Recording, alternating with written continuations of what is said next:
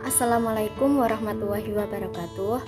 Perkenalkan, nama saya Sinta Triseptiani, NPM 0119074681, kelas manajemen 2 pagi C.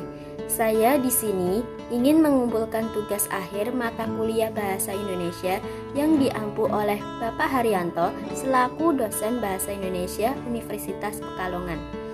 Izinkan saya menyampaikan pendapat, pikiran, gagasan, dan opini saya dengan tema Fobia Budaya dan Bahasa Indonesia di era milenial ini.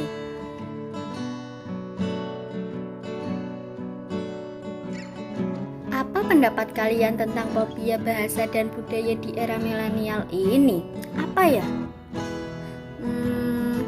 Pendapat saya tentang fobia bahasa dan budaya di era milenial ini, sebagai pemain utama di era milenial ini, generasi milenial menerima dari perubahan yang dibawa oleh pengembangan teknologi dan perubahan sosial yang terjadi.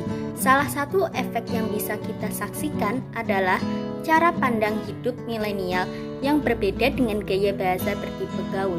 Bahasa menunjukkan bangsa, itulah kata bijak yang sejak lama tertanam dalam benak kita. Namun, bagaimana sekarang?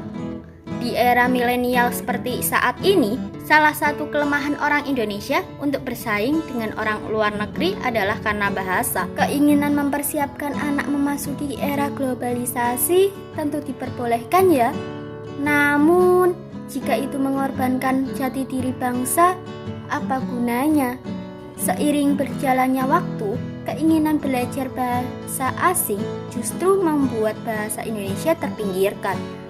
Banyak anak usia sekolah, terutama kaum milenial yang tinggal di kota besar, terlihat gagap berbahasa Indonesia. Banyak di antara mereka yang bahkan lebih fasih berbahasa asing. Kehidupan dan interaksi anak muda milenial pun tak lepas dari kontaminasi bahasa. Penggunaan istilah-istilah yang entah dari mana asalnya semakin menghilangkan wujud asli bahasa Indonesia. Bahasa bukan sekedar alat komunikasi ya, dan bahasa bukan sekedar tutur kata. Ingat itu. Bahasa turut menggambarkan budaya dan jati diri suatu bangsa.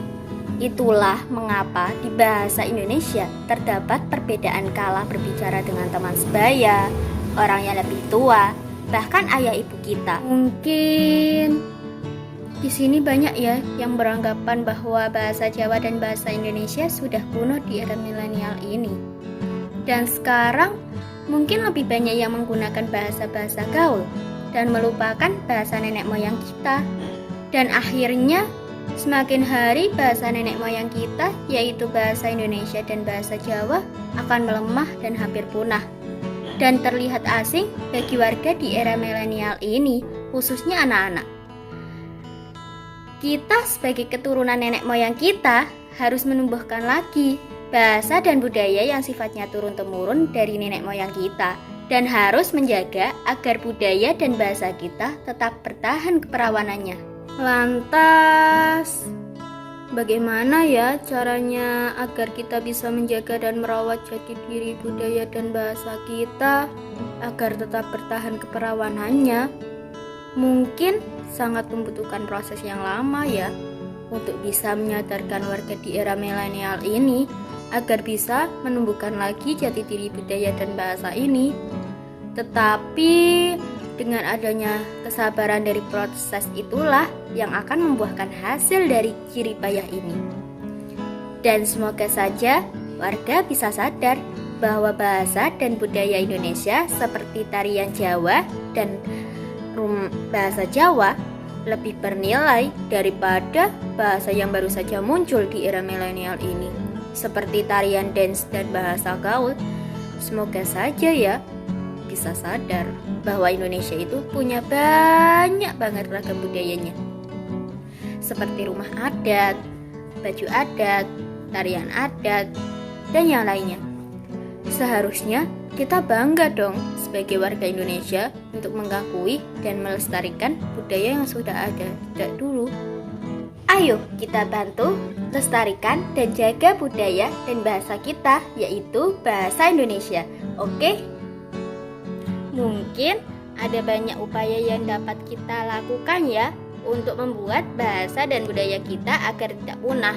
Tapi di sini saya akan membahas 3 cara untuk mempertahankan bahasa dan budaya kita agar tidak punah. Yang pertama, memperdalam ilmu bahasa kita. Dan yang kedua, lebih mencintai bahasa kita daripada bahasa asing.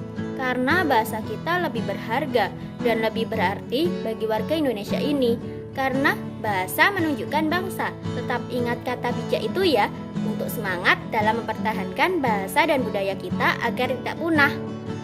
Yang ketiga, mempergunakan bahasa seperti bahasa Indonesia dan bahasa Jawa di setiap waktu yang tepat. Mungkin ketiga cara itu bisa menjadi awal semangat untuk mempertahankan bahasa dan budaya kita agar tidak punah ya. Ayo kita bantu melalui kesadaran dari diri kita sendiri untuk lebih peka terhadap bangsa kita dengan cara mempertahankan bangsa dan budaya kita agar tetap bertahan dan lestari ya. Oke? Mungkin itu saja yang saya bisa sampaikan. Wassalamualaikum warahmatullahi wabarakatuh.